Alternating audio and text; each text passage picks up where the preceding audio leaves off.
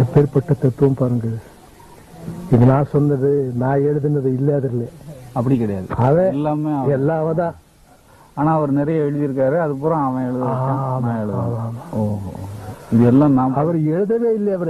அவருடைய அவருக்கு வித்யா சொல்லி கொடுத்த குரு பக்கத்திலே இருந்துகிட்டு கடைசி வரை அவன் என்னென்ன சொல்றானோ அதெல்லாம் எழுதிக்கிட்டே இருப்பார். அவரு எழுதுனது இவர் எழுதலையாமா. குரு குரு ஒரு பாடம் சொல்லி கொடுத்த குரு கடைசி வரை. அது ஒரு சர்வங்கர் குரு ஒண்ணு. அது ஒரு விஷயம் சொன்னீங்களே அன்னைக்கு, இந்த சர்வங்கருடைய குரு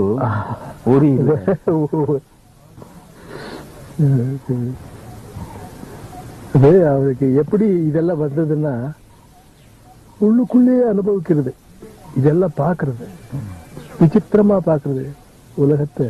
யாராவது